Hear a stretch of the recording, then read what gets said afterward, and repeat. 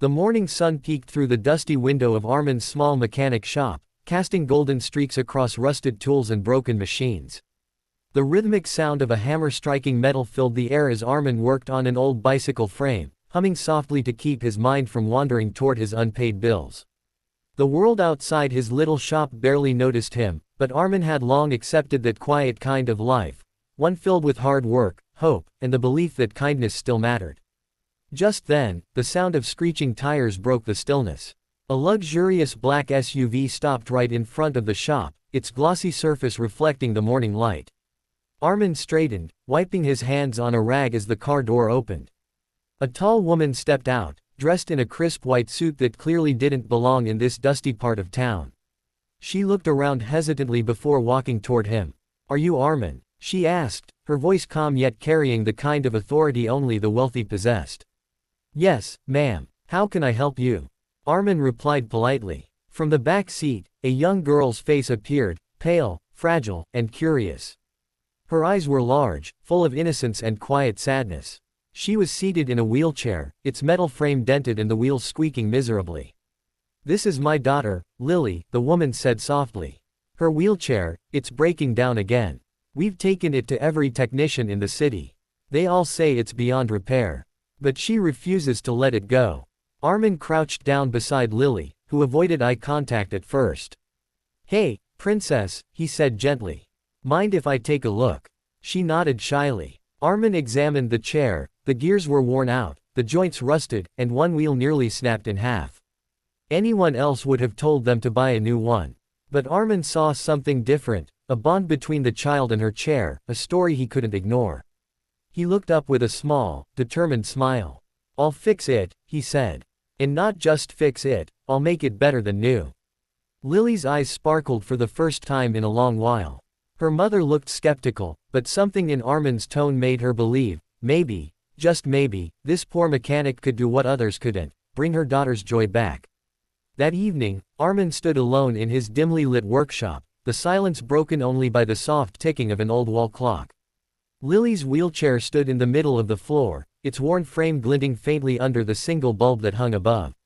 It looked fragile, almost lifeless, but to Armin, it was more than a broken chair. It was a child's dream waiting to be rebuilt. He laid out his few tools, some wrenches, a small welder, and his father's old hammer. They weren't much, but they had always been enough for him. He pulled out a piece of chalk and began sketching on the concrete floor. New wheels, lighter frame, smoother motion, maybe even a touch of light, something magical for a child who had known too much pain. Outside, rain started tapping against the tin roof, its steady rhythm matching the beating of Armin's heart. He scavenged through piles of scrap metal, sorting through discarded bicycle parts, car components, and old gears. Every bolt he picked up told a story of someone who had given up on something. But Armin refused to give up. Hours turned into days. He barely slept, working deep into the night while the rest of the town slept peacefully. The hum of his welding torch became a lullaby of hope. The smell of oil and steel filled the air as sparks flew like tiny stars around him. His friend Imran stopped by one night, holding 2 cups of tea. "You're still working on that thing?" he asked, shaking his head. "Armin, she's rich. Even if you fix it, she won't care. Don't waste your time." Armin took the cup, his eyes never leaving the wheelchair. "It's not about her money," he said softly. "It's about her smile. If I can make that little girl feel free again, that's worth more than any paycheck." Imran sighed, understanding but still worried. "You've got a kind heart, brother. Just don't let it break you." Armin smiled faintly. "Hearts that give don't break, Imran.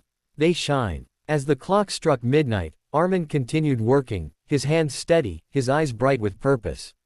The rain outside slowed to a whisper, as if even the night was holding its breath to see what miracle this poor mechanic would create. A week later, the morning sun painted the dusty workshop in shades of gold and orange. Armin hadn't slept properly in days, but his tired eyes sparkled with quiet satisfaction. The transformation was complete. What once was a broken, creaking wheelchair had become something out of a child's dream. He wiped the last bit of grease off the shining frame, took a deep breath, and whispered, "You're ready." Moments later, the familiar black SUV pulled up outside. Armin's heart pounded, not out of fear, but anticipation. Mrs. Raymond stepped out first, elegant as always, though her face carried a trace of doubt. Lily followed, her little hands resting gently on the armrests of her old wheelchair. When Armin rolled the new creation forward, both mother and daughter froze. The wheelchair gleamed like a piece of art, its smooth, pearl-white body shimmered under the light, accented with soft blue edges that glowed like moonlight. The seat was made of custom memory foam wrapped in soft leather, and golden stitching spelled out her name, Lily. The wheels, rebuilt with a lightweight alloy, spun silently and smoothly. A small button near the armrest controlled gentle LED lights that danced like stars when turned on. Lily gasped, her eyes wide in disbelief. Is that really for me?" she whispered. Armin nodded, smiling warmly. "Every bit of it." He knelt beside her and adjusted the seat, explaining each part with care. "This button adjusts the height, this one reclines the back, and this switch here, well, it's a surprise." He pressed it, and soft instrumental music began to play from tiny hidden speakers. Lily's laughter filled the workshop, bright, pure, and alive.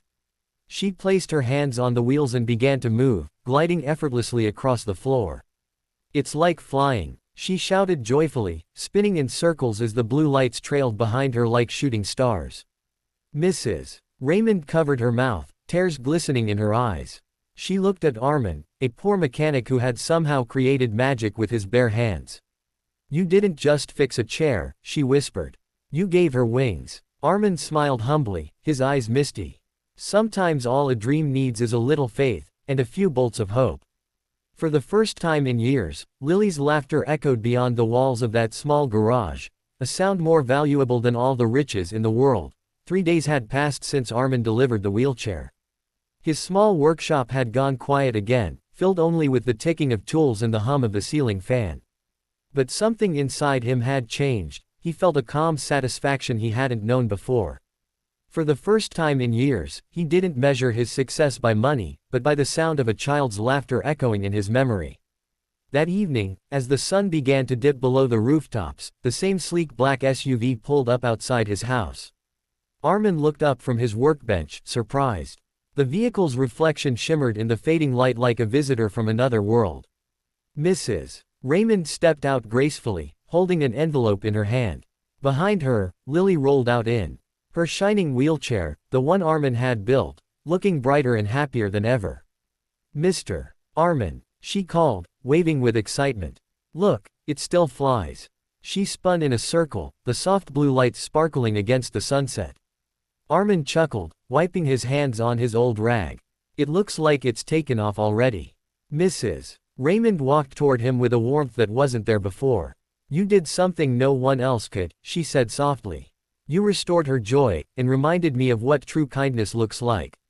She handed him the envelope. "This is a small token of gratitude." Armin hesitated. "Ma'am, I didn't do it for." "I know," she interrupted gently, smiling. "That's exactly why you deserve it." He opened the envelope and found not just money, but a letter, an official offer. Mrs. Raymond continued, "I've started a new foundation, Dream Motion. It's dedicated to creating mobility innovations for children with disabilities. And I want you to lead our design team. You have something no one else in my company has, heart." For a moment, Armin stood speechless, his throat tightening. I'm just a small mechanic," he whispered. Mrs. Raymond smiled kindly. "Not anymore. You're an inventor of hope." Tears welled in his eyes as he looked at Lily, who beamed up at him. "Told you, Mr. Armin," she said. "You made it fly." As the evening breeze swept through the narrow street, Armin felt something shift inside him. He wasn't just fixing broken things anymore, he was building dreams. And this time, his own life had taken flight too.